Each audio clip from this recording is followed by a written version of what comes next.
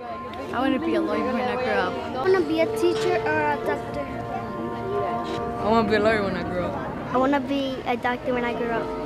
I'm gonna growing up, I'm gonna be a firefighter. Do you remember the dreams you had as a child? A doctor.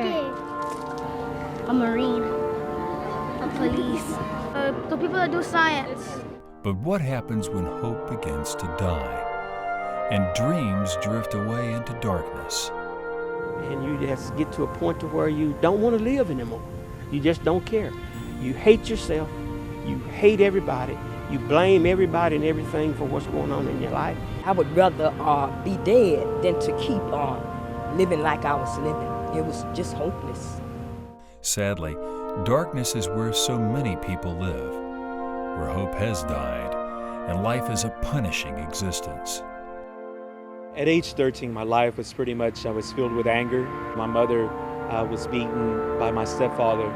As a child, you build a lot of anger, a lot of resentment because you see your mother being beat and there's nothing that you can do about it as a kid. It was hopeless. I didn't look forward to the days, and I would wonder what the days held for me, that particular day.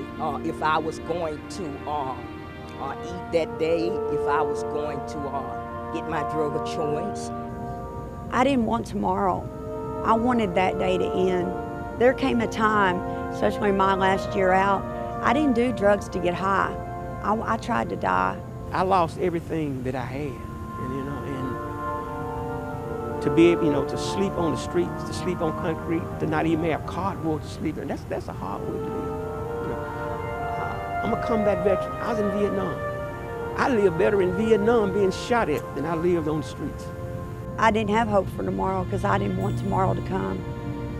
I'm waking up and said, waking up dead would be better than going through another day like I went through yesterday. Keeping hope alive in the inner city is the highest priority at Reconciliation Outreach. Since 1986, Reconciliation Outreach has been renewing dreams and keeping hope alive in one of the darkest areas in Dallas, Texas. And it began with those whose dreams are the brightest. This place, when we first got here, it was bad. I mean, it was really, really bad. The police used to ride here 3 or 4 cars deep. Shootings, muggings, killings. And we would worship the Lord, and I'd look at these tough teenagers that looked like they were ready to kill somebody. And as we would sing and we worship the Lord, some of the boys would have tears in their eyes. When I was 13, 14, where Dorothy was caught in the middle of a crossfire. And all of us saying, oh, Dorothy's not coming back, Dorothy's not coming back, because she was right in the middle of a drive-by. To our surprise, she came back the next week. It was Dorothy was the only stable thing that we ever knew as children. Everything in our lives was just revolving. Sometimes our parents were there, sometimes they were not. People would come in and out of our lives. But the only thing that we knew that we could trust is that Dorothy would be there on Thursday night. 15 years ago, I used to come over here and I used to score, and all those places are cleaned up now. And a lot of those places are cleaned up because Dorothy Moore, who founded the ministry, came down here and believed God and stood up to some of the people. Unlike any other shelter, you begin to grow fond of people and you begin to grow very close with everyone that you are encountered because they care about your overall well-being. Not only your shelter, but they care about your spirit, mind, and soul. What makes our program distinct or makes us different is that it's faith-based, Christ-centered. There's a lot of programs that are not that way. Without Christ transforming the inside, you can't ultimately transform the outside. Mostly what they did was love on me. And then they pointed me towards Christ. We begin to teach them things that help them understand that they do have dignity today, even though they've lost much of that because of what they've done, because we realize that Christ is what gives you that dignity. It's not whether you're good or bad, and we know that when we work with them, our program is hard because we don't want it easy. because we want those that want their lives changed. There's a lot of people that say they want help, but they don't want to go through the process. Reconciliation Outreach, they help you restore lives and restore families. It's not a 30-day quick fix.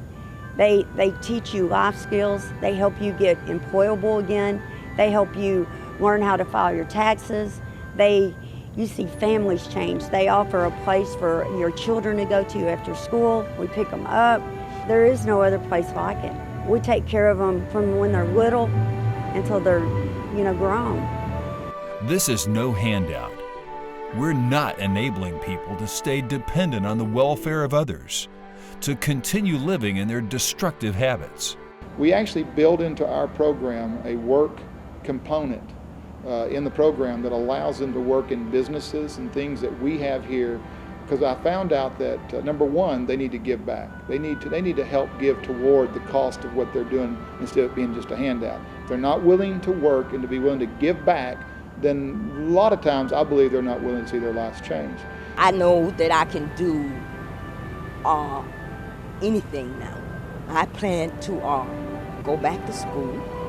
I'm excited. I'm excited now. And I give God all the glory, all the glory. I have a relationship with my son. My family are speaking to me. They didn't even speak to me when I got here. I have a relationship with Christ that I didn't think that I'd ever be able to restore back. When I graduated, when I actually started going back to school, I realized that education not only impacts you, but it impacts your entire community. When I walk through the streets of East Dallas, I have kids that come up to me and say, "Raul, I want to be like you when I grow up." And that is so motivational. Reconciling the darkest souls with the light of hope. That's what our outreach is all about. More than piercing the darkness, we're destroying it with the fullness of Jesus Christ, the light of the world. For those who still have hope, we aim to keep their dreams alive, giving them a lifetime of hope before despair and apathy destroy precious lives. And so we decided probably about a year and a half ago to pursue a charter school through the state of Texas. And I think one of the best ways out of poverty is not only with the help, you can give them Jesus, and Jesus can change their lives, but if you don't give them the skills and give them hope, then they'll never really go from that place, because they can give their life to Christ without having an education, having a possibility for college or whatever, and so that's why we're now going into developing the school. You've got a bunch of kids that only alternative is gang life, and you multiply the gang life to destroy a city. So when we begin to do the research and begin to find out that within walking distance of our school, that 75% of the kids were not even going to graduate or get a GED, I was astounded at that. When you go to school hungry, when you got to dodge bullets and fights and stuff on the way home, you're not into studying. You're not worrying about studying. You're worrying about surviving. For so many children in these tough neighborhoods, education is their future, their way of breaking the cycle. One of the things that Reconciliation Outreach has taught me is that one of the greatest weapons that we have to fight poverty is education. We get to look at our children and know that cycle has been broken. And it don't just give us hope for ourselves, but now all of a sudden we have hope and freedom for our children. The same year that I graduated from college, my mom at age 65 learned how to read and write. And she even learned how to drive to get to school. So I learned that education not only impacts you, but it impacts your entire community, your entire family. We believe that if we can take these children and go all the way till they graduate from high school, we've got a possibility to mold their lives in ways that other schools cannot and will not do. For the past 20 years, Reconciliation Outreach has written a story of success in East Dallas, but this is only the first chapter. One of the things that I really would like to see is us being able to train others in urban ministry, give them a chance to apprentice here, to live in the midst of us, and really experience what working in the city is like. Because there's no other places like what we offer. We're getting ready to go to the nations. There's areas that nobody can, that there's no hope whatsoever. There's other states that there's nothing like this around. It clicked on me one day. I realized that what we've been doing here in Dallas, in the shadow of plenty right here in the urban city of Dallas, that we could take it to the nations. What we've learned working with addicts, working with ex-prostitutes, people coming out of prison, the poor, the needy, whatever it might be, education, all those things that we've been learning right here, whether it be with a child or with a mom or a dad or a young person, whatever it might be, that we could translate and go to the nations with that. Can one person make a difference against such great odds? Can one person change a culture that's destroying itself? Who would have dreamed a privileged socialite would be such a catalyst of change in a place so different than hers? Yet she did it because she wanted to, not because she was qualified.